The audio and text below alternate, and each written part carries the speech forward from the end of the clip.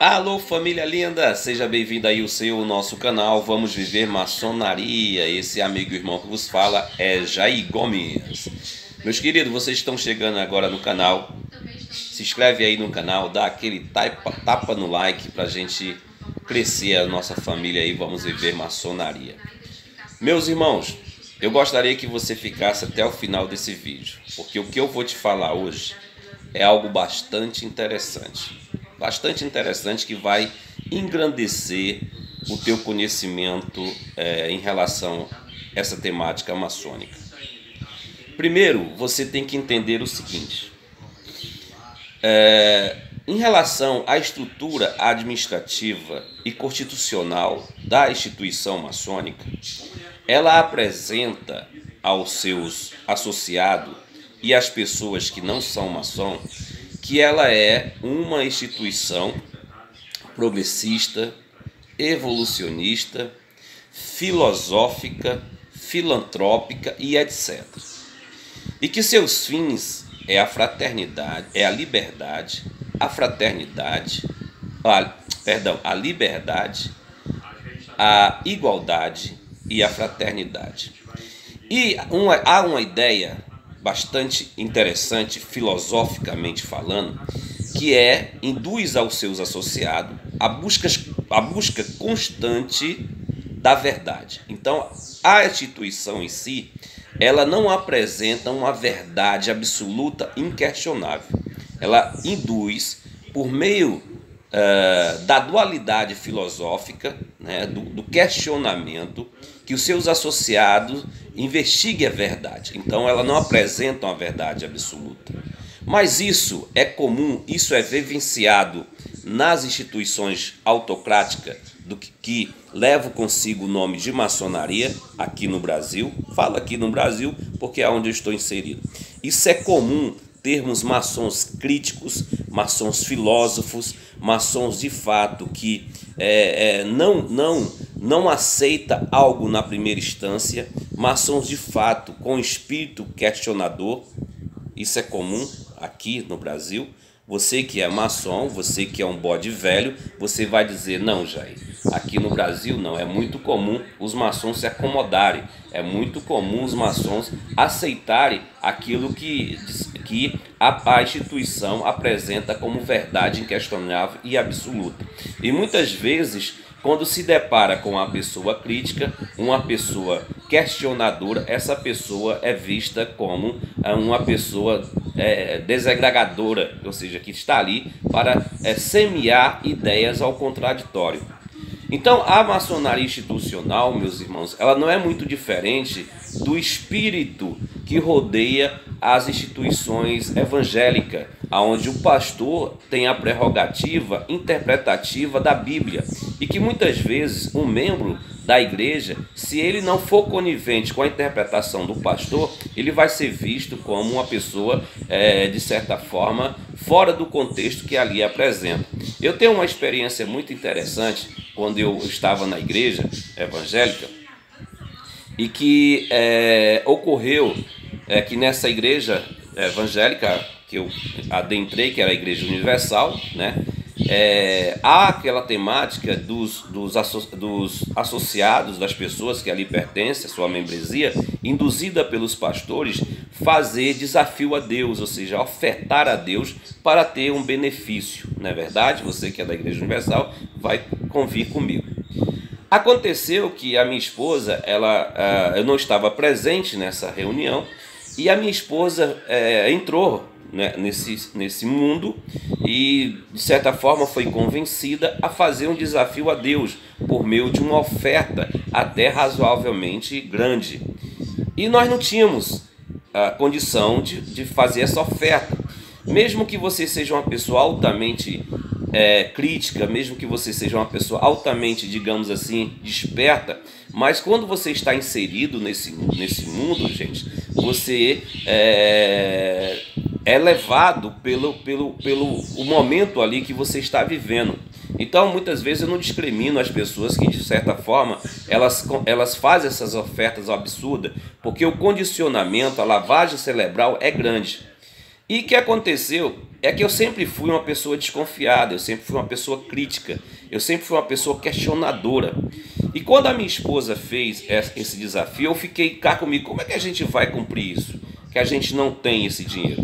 E a minha esposa, envolvida naquela ideia, induzida pelaquela ideia, pela fé, né, de conquistar, ela disse, não, a gente vende isso aqui, vende a nossa televisão e etc. Ela queria vender os móveis da casa.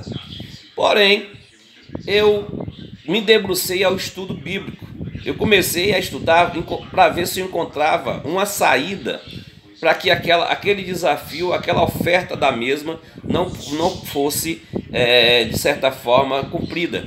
E eu tive a intuição de dizer, rapaz, tem que ter uma saída aqui. Aquele pastor ele não está com a verdade absoluta, digamos assim. Então eu me debrucei praticamente uns 3 dias estudando a Bíblia, até que eu encontrei a saída dentro da Bíblia.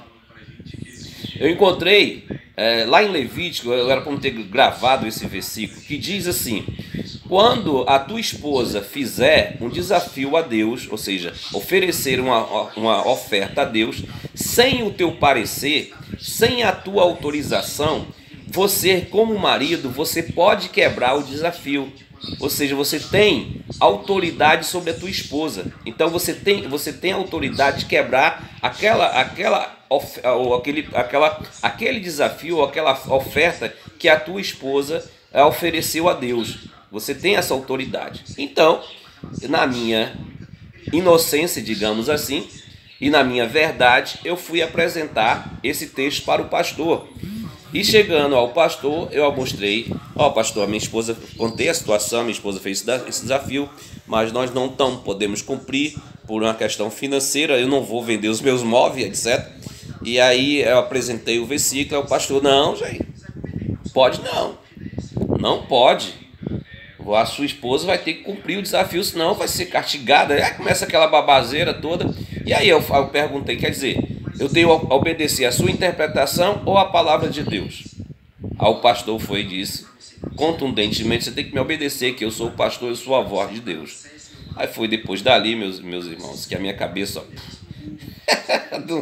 esse lugar aqui não dá para mim não. Na maçonaria não é diferente. Você acha que é diferente nessas potências autocráticas?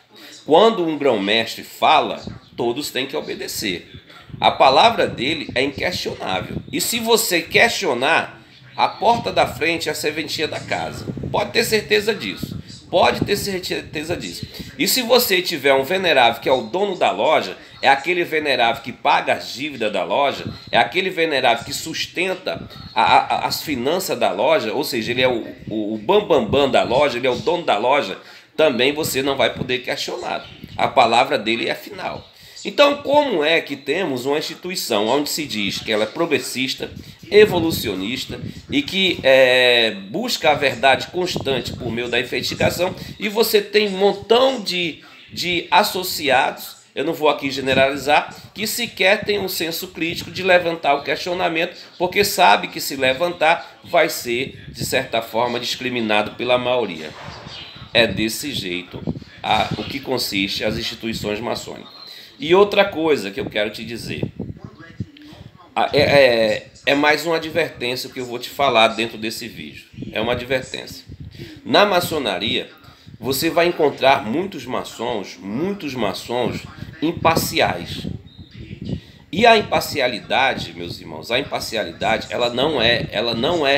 ela não beneficia a evolução do homem.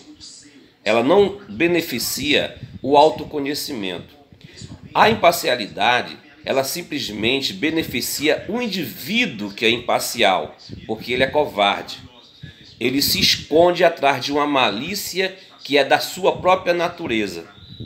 Então você vai encontrar muitos maçons dentro dessas potências autocráticas que usam dessa malícia de certa forma, dizer, não, deixa isso para lá, não esquento com isso não, deixa para lá, palavras são palavras, ou seja, não, mas deixa assim. Esse tipo de pessoas são as pessoas mais perigosas, porque essas pessoas estão buscando o seu objetivo próprio, ela simplesmente quer se beneficiar de tudo que ali está. E os benefícios das potências maçônicas autocráticas não é uns benefícios financeiros. O único indivíduo que tem benefícios financeiros dentro de uma instituição maçônica, eu posso só classificar um indivíduo juntamente ali com alguns asseclas, que é o grão-mestre. O grão-mestre é o único indivíduo que tem, de certa forma, as portas abertas para se beneficiar financeiramente. Mas um venerável mestre de uma loja, um mestre maçom comum, um aprendiz, não. Simplesmente aqueles irmãos vão se trabalhar, vão se sacrificar, vão pagar suas mensalidades. Mas o maior benefício que essas pessoas que de certa forma são maliciosas e que se tornam pessoas imparciais, que não estão nem aí para nada, ou seja, que a casa pode cair em cima de você, os irmãos podem estar fazendo a coisa errada, os irmãos podem ter... Ou seja, esse indivíduo simplesmente é aquela pessoa que aparentemente é a pessoa mais divina e mais morosa, mais apaixonada pelo que consiste ali. Na verdade, essa pessoa ela está buscando um benefício próprio. Qual o benefício? Próprio de si mesmo, alimentando o seu ego, alimentando a sua vaidade e ali, de certa forma, comendo pelas beiradas como mineirinho. Aí, de vez em quando, acontece do mesmo receber alguns benefícios isoladamente, e aí então ele vai levando, porque ele é uma pessoa que agrada a todos.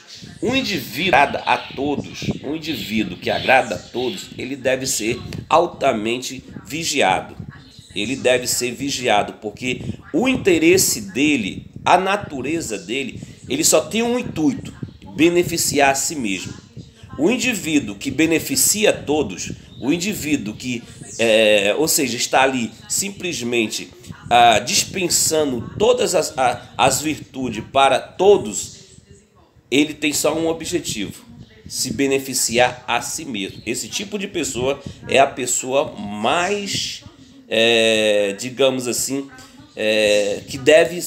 que nós devemos vigiar, que nós devemos, de certa forma, ficarmos distante desse tipo de pessoa, porque essa pessoa ela só tem um intuito: engrandecer a si mesmo. Se não se engrandece indiretamente financeiramente e se engrandece de certa forma galgando ali os seus objetivos paulatinamente, e que nada melhor do que o que a maçonaria institucional oferece, que é os benefícios dos cargos apresentados. Ali vai massageando o seu ego e ali ele vai crescendo, de certa forma, paulatinamente, dentro de todo aquele contexto que assim o mesmo desejar. Preste atenção nessas pessoas. Vou ficando por aqui. Te amo sem te conhecer.